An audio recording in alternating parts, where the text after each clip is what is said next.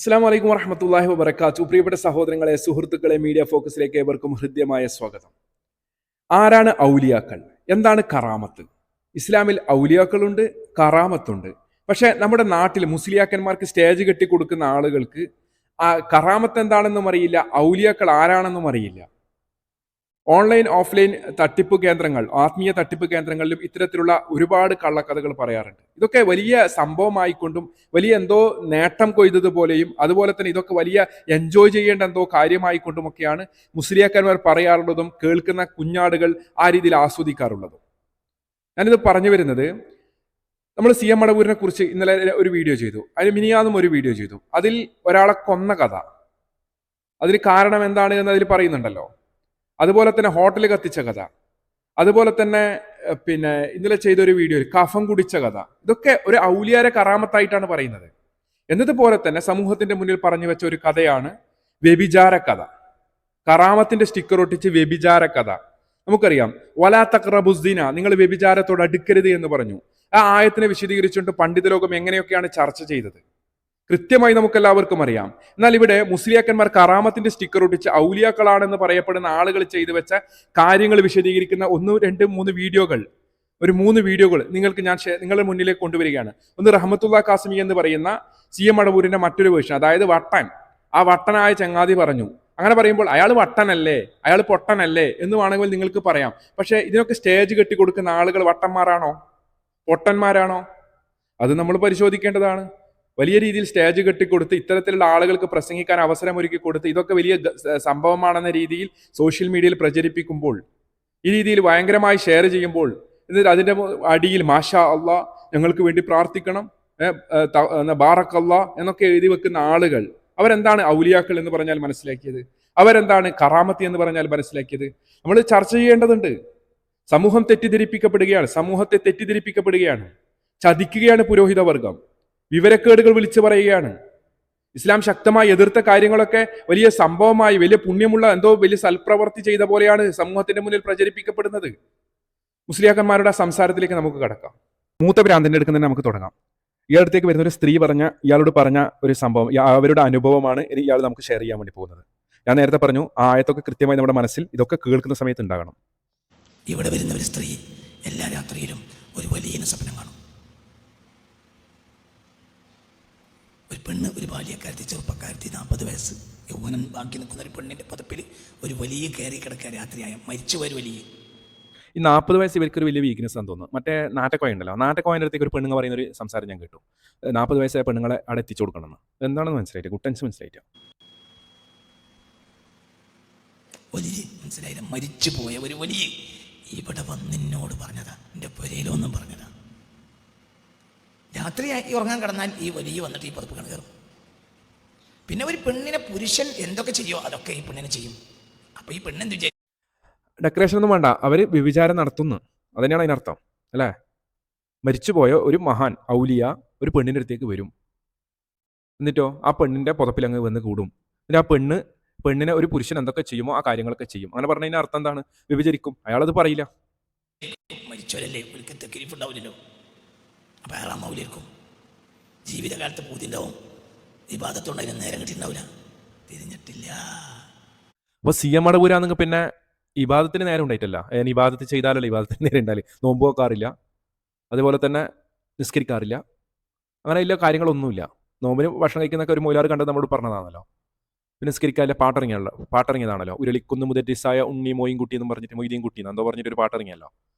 അങ്ങനെ C M മടവൂരാണെങ്കിൽ പിന്നെ അത് നടക്കൂല. പിന്നെ ഓച്ചിറ ദാമോദരൻ അയ്യപ്പൻ, അത് മുസ്ലിമാണോ മാർക്കം പോലും ചെയ്തിരുന്നൊന്നില്ല സംശയം. പിന്നെ ആരില്ലത്? പിന്നെ ഉള്ളാളം കുഞ്ഞിക്കോയ, ഇങ്ങനെയില്ല കുറച്ച് ടീമാണ് ഇല്ലത്. എന്തെങ്കിലാട്ട് അങ്ങനെ ഒരു ദിവസം ഈ പെണ്ണ് ഈ പത്രാസ് പറയാൻ വേണ്ടിയിട്ട് എവിടേക്ക് പോയി? തിരുപ്പഞ്ചി പോയി. എന്ത് പത്രാസ്? ഞാൻ നേരത്തെ പറഞ്ഞില്ലേ, എന്ത് പത്രാസാണിത്? വ്യഭിചാരാണോ പത്രാസ്? ആ കൊടിമരത്തിന്റെ അപ്പുറത്തുള്ള ആ ബിൽഡിങ്ങിന്റെ സൈഡിൽ ഉസ്താദ് ഇരിക്കുന്ന സമയത്ത് അങ്ങോട്ട് പോയിട്ട് പറഞ്ഞു, എൻ്റെ അടുത്ത് ഇന്നാലില്ല മഹാന്റെ പേര് എനിക്കറിയാത്തോണ്ടല്ല ഞങ്ങളോട് പറയാൻ പാടില്ല. പേരിങ്കള്ളൻ. എൻ്റെ അടുത്ത് ഇന്നാലില്ല മഹാന്റെ പേര് എനിക്കറിയാത്തോണ്ടല്ല ഞങ്ങളോട് പറയാൻ പാടില്ല. വരുന്നുണ്ട്, എല്ലാ രാത്രിയും വരും, എൻ്റെ പുതപ്പിലേക്ക് വരും. വല്ലാത്ത ജാതി. എന്ന് പറഞ്ഞ് ചിരിച്ചുകൊണ്ട് സന്തോഷത്തിൽ. ഭയങ്കര സന്തോഷം തന്നെ. വലിയ സുന്നത്തല്ല ചെയ്തിന്. ഈ സ്ത്രീ ഇന്ന് കോഴിക്കോട് ജില്ലയിലുണ്ട്, മരിച്ചിട്ടില്ല. കോഴിക്കോട് ജില്ല ഏകദേശം റൂട്ട് കിട്ടി. എന്നെ ഒന്ന് കടുപ്പിച്ച നോട്ടം. അപ്പോൾ ഒരു സാധനം എൻ്റെ തടിമന്ന് ഒരു മേലക്കരി സാധനം അങ്ങനെ എന്തോ ഒരു പാമ്പോ എഴുതെന്തോ എന്തോ തലമ കയറിയിട്ട് ഇങ്ങോട്ട് ഇറങ്ങി പോണത് പോലെ എനിക്ക് തോന്നി. എന്നെ അങ്ങോട്ട് നോക്കി. നാലിൻ്റെ ഔലിയപ്പാപ്പ എൻ്റെ അടുത്ത് രാത്രി വന്ന് എൻ്റെ ഒപ്പം കിടക്കലുണ്ട് എന്ന് പറഞ്ഞപ്പോൾ ഞാൻ ചിരിച്ചോണ്ടാ പറഞ്ഞു, സന്തോഷത്തിൽ. കാരണം എന്നെ അത് തിരഞ്ഞെടുത്തല്ലോ എന്നത് സന്തോഷം. അപ്പം എന്നെ ഒന്ന് രൂക്ഷമായിട്ടൊന്ന് നോക്കി. അപ്പം എൻ്റെ മൂർത്തവും മുതലൊരു സാധനം അങ്ങനെ ഇറങ്ങിപ്പോണ വരെ എനിക്ക് തോന്നി. അതുകൊണ്ട് ഇറങ്ങി. അപ്പോൾ പറഞ്ഞു തിരിഞ്ഞു നോക്കികളാണ്. തിരിഞ്ഞു നോക്കുമ്പോൾ നഗ്നനായ കറുകറുത്ത മനുഷ്യൻ ഓടുന്ന കണ്ടു ഞാൻ. അതായിരിക്കും കാസിമി കാത്തിട്ടാണ്. പക്ഷെ മരിച്ചാളെന്ന് പറഞ്ഞല്ലേ. ഇപ്പം നമുക്കിപ്പോൾ നാരെപ്പം പിടിക്കല് CM മടവൂരിൻ്റെ ബ്ലാക്ക് ആൻഡ് വൈറ്റ് ഫോട്ടോ മാത്രമായിരിക്കും കണ്ടിട്ടുണ്ടായാലും. എന്തെങ്കിലാട്ട് ഇനി വരൂലട്ടോ എന്ന് പറഞ്ഞു. പിന്നെ വന്നിട്ടില്ല. എങ്ങനെയുണ്ട് ഇത്? ഈ സ്ത്രീ എന്നോട് ഇവിടെ പറഞ്ഞതാ. ഇയാളോട് തന്നെ പറഞ്ഞതാണ് കേട്ടോ. കേട്ടില്ലേ? ഇയാളോട് തന്നെ പറഞ്ഞതാണ് ഈ അനുഭവം. ഇനി നമുക്ക്, ഞാൻ നേരത്തെ പറഞ്ഞല്ല ബ്ലാക്ക് ആൻഡ് വൈറ്റ് ഫോട്ടോ കണ്ടത് എനിക്ക് ചെറിയ ഡൗട്ട് ഉണ്ട്, അതുകൊണ്ട് പറഞ്ഞതാണ്. വേറെ ഒന്നും തോന്നാൻ പാടില്ല. നമുക്ക് അടുത്ത വീഡിയോ ആണ്. ഇത് നമ്മളെ ബ്ലാക്ക് ആൻഡ് വൈറ്റ് ഫോട്ടോൻ്റെ ആൾ തന്നെയാണ്. ഉണ്ടാവും. അതൊക്കെ നമുക്ക് പിന്നെ സംസാരിക്കാം. ഞാൻ കേട്ട് ആസ്വദിക്കട്ടെ.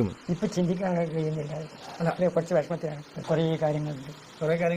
എന്തായാലും നമുക്ക് സംസാരിക്കാം. ഞങ്ങൾ ഇത്രയും ദൂരം ഒന്ന് പറഞ്ഞു. എന്തെങ്കിലും ഒന്ന് പറ. എന്തെങ്കിലും മുതലാണ്ടേ? ഏതായാലും വന്നതല്ലേ, ഒന്ന് പറഞ്ഞു. വലിയ റാഹത്തായിരിക്കും. ഒന്ന് രണ്ട് അനുഭവം കൂടെ പറഞ്ഞു തരും. എന്റെ ഭാര്യ ഞാൻ പച്ചക്കുട്ടി ഷെഫുനാഥ് അകത്ത് വന്നു. എന്റെ ഭാര്യ പള്ളി പോലെ ഹറാമാണ്. ചിരിച്ചുകൊണ്ടും കളിച്ചുകൊണ്ടാണ് ഞങ്ങൾ വന്നത്. ഷെഫുനാൻ അകത്ത് വന്ന് ഷെഫുനാൻ കണ്ടപാട് ഇവളെ 2 കണ്ണ് നിറഞ്ഞിട്ട് വെള്ളം ഇങ്ങനെ ഒലിച്ചു വരുന്നുണ്ട്. ഒലിച്ചു വരുന്നത്. അപ്പൊ ഞാൻ എല്ലാം കഴിഞ്ഞ് ഷെഫുനാൻ ഇരുന്ന് പോകുന്നതിന് ശേഷം ഇവളോട് ചോദിച്ചു, എന്താണ് ഇനി ഇങ്ങനെ? ഒന്നുമല്ല, ഞാൻ മണൂർ തങ്ങൾക്ക് എത്രയോ ആയി പാത്തു അതിലുണ്ടായിരുന്നു. എൻ്റെ അടുത്ത് ഈ ആൾ വന്ന് കാട്ടി ഇങ്ങനെ പല കാര്യങ്ങളും പറയുകയും ചെയ്യലുണ്ടായിരുന്നു. ഷെഫുന എൻ്റെ അടുത്ത് വന്നിട്ട് പലതും പറയുകയും ചെയ്യലുണ്ടായിരുന്നു. പലതും പറയലും ചെയ്യലൊക്കെ ഉണ്ടായിരുന്നു. പക്ഷെ മടവൂർ ഷെയ്ഖിനാന്ന് ആ പെണ്ണുങ്ങൾക്ക് അറിയില്ല. മടവൂർ ഷെയ്ഖിനാന്നെല്ലാം വിചാരിക്കുമ്പോൾ സ്വാഭാവികമായും വലിയ താടിയൊക്കെ വെച്ച് തൊപ്പിയൊക്കെ ധരിച്ച് ഇങ്ങനെ വലിയൊരു സംഭവമായിട്ടാണ് അവർ പ്രതീക്ഷിക്കുന്നത്. പക്ഷേ മടവൂരിന്റെ കോലെന്ന് നേരത്തെ ഞാൻ പറഞ്ഞു, ബ്ലാക്ക് ആൻഡ് വൈറ്റ് ഫോട്ടോ. വലിയ താടി വെച്ച് വലിയ ദുബൊക്കെ ഇട്ടിട്ട് വലിയ ഒരാളാണ് എന്ന് കരുതിയത് കൊണ്ട് എനിക്ക് ഷെഫുനാനൊന്ന് മനസ്സിലാക്കാൻ കഴിഞ്ഞില്ല. അത് ഞാൻ ഷെഫുനാൻ്റെ അടുത്ത് വന്നപ്പോഴാണ് എനിക്ക് മനസ്സിലാക്കാൻ കഴിഞ്ഞത്. ആ അറിഞ്ഞത് കൊണ്ട് ആ എനിക്ക് കിട്ടിയ സന്തോഷം കൊണ്ട് കരഞ്ഞതാണ് ഞാൻ എന്നെ ഭാര്യയൊക്കെ പറഞ്ഞിട്ടുണ്ട്. ഭയങ്കരം. ഇനി അടുത്തത് കാണാം. നേരത്തെ പറഞ്ഞ ആയത്ത് മറക്കാം. വലാ തഖ്റബു സിന. CM കാണാതെ കരയാൻ കഴിയില്ല. മമ്പുറത്ത് തങ്ങൾ കാണാതെ കരയാൻ കഴിയില്ല. രണ്ടായി ഇപ്പൊ കൺഫ്യൂഷൻ ആയല്ല. മമ്പുറത്ത് തങ്ങളാണോ CM മടവൂരാണോ? താടിയൊന്നും ഇല്ലല്ലോ. അതേപോലെ അവര് കാണാതെ വ്യഭിചാരം നടക്കൂല. വലാ തഖ്റബു സിന എന്നുള്ള ആയത്ത് മറക്കാൻ പാടില്ല. ആരാണ് ഔലിയാക്കൾ എന്നുള്ള ഓർമ്മയുണ്ടല്ലോ. എന്താണ് കറാമത്ത് എന്ന് നിങ്ങൾക്കറിയാലോ. പടച്ചോൻ കാക്കട്ടെ, നിങ്ങളുടെ ഷറിൽ നിന്നും പടച്ചോൻ കാക്കട്ടെ. നിങ്ങൾ ഈ തലയിൽ കെട്ടിയിട്ട് മൊയിലാറ് അതേപോലത്തെ റഹ്മത്തുൽ ഖാസിമിന് മറ്റേ കുബൂരി ഉണ്ടല്ലോ, ഇങ്ങനെയുള്ള മുസ്ലിയാക്കന്മാരുടെ ഷറിൽ നിന്ന് അല്ലാഹു ഈ ഉമ്മത്തിനെ കാക്കട്ടെ. സമയത്ത് ഒരു മനുഷ്യനും കാണാൻ വഴിയില്ലാത്ത ഒരു സംഭവം, ഞാനും എന്റെ റബ്ബും അല്ലാതെ വേറെ ആരും കാണൂല. അങ്ങനത്തെ ഒരു സംഭവം രാത്രി 1 മണി സമയത്ത് നടന്നൊരു കാര്യം ഞാൻ ശൈഖുനായുടെ അടുക്കൽ ചെന്ന് പറഞ്ഞു. നടന്നൊരു കാര്യമാണ്. പക്ഷെ നടന്നത് വീണ്ടും നടക്കാൻ പൂതി ഉണ്ടാകില്ല. മക്കത്ത് എത്തിയ അതിന്റെ ഇടയിൽ ഒരു കാര്യം ഞാൻ നിങ്ങളെ ഓർപ്പിക്കുന്നത്, ഇയാളും പടച്ചോനും മാത്രം കാണാം. പടച്ചോനപ്പത്തേക്ക് CM മടവൂരില്ല, അതിപ്പം നമുക്ക് മാറ്റിപ്പിടിക്കാം. ഇയാളും അള്ളാഹു മാത്രം കാണുന്ന ഒരു സംഭവം, അതെങ്ങനെയാണ് CM മടവൂര് കാണല്? അങ്ങനെ പറഞ്ഞു കഴിഞ്ഞാൽ അർത്ഥം എന്താണ്? അപ്പോൾ അതാണ് അയാൾ പറഞ്ഞു വരുന്നത്. CM മടവൂര് എങ്ങനെ കാണല്? നമ്മൾ നേരെ CM സ്മരണിയിലേക്ക് പോയി കഴിഞ്ഞാൽ ആടെ പറയുന്നുണ്ട് എന്താണ്? ഒരു അടിമ എന്നിലേക്ക് അടുത്ത് കഴിഞ്ഞാൽ അവൻ്റെ കണ്ണാകും ഞാൻ, അവൻ്റെ കാതാകും ഞാൻ എന്നൊക്കെ പറയുന്നുണ്ടല്ലോ. അതിനെ വിശദീകരിച്ചിട്ട് പണ്ഡിതന്മാർ പറഞ്ഞതെന്ന് പറഞ്ഞിട്ട് മുസ്ലിയാക്കന്മാർ തള്ളുന്ന ഒരു സംഭവം ഉണ്ടല്ലോ. എന്ത്? അവർ പറഞ്ഞത് അള്ളാഹ് കാണുന്നത് പോലെ കാണാനും അള്ളാഹു കേൾക്കുന്നത് പോലെ കേൾക്കാനും അള്ളാഹു അറിയുന്നത് പോലെ അറിയാനും ഈ പറയുന്ന CM മടവൂരിന് ചിത്തടിമിത്തൽ അബൂബക്കർ മുസ്ലിയാർ എന്ന് പറയുന്ന മാനസിക രോഗിക്ക് അള്ളാഹു കഴിവ് കൊടുത്തിട്ടുണ്ട് എന്നാണല്ലോ വിശ്വാസം. ആ അടിസ്ഥാനത്തിലായിരിക്കും ഇത് പറയുന്നത്. എന്നാൽ ഇയാൾ അള്ളാഹു ഞാനും മാത്രം കാണും എന്ന് പറഞ്ഞത് എനക്കും മനസ്സിലായിട്ടത്. മക്കത്ത് വീണ്ടും എത്താൻ തോന്നാം, ഹർമിൽ എത്തിയവർക്ക് വീണ്ടും എത്താൻ തോന്നാം, റോലയിൽ എത്തിയവർക്ക് പിന്നെ പൂതി വരിക എന്നതുപോലെ എൻ്റെ ജീവിതത്തിൽ ഉണ്ടാവും ഒരു അനുഭവം.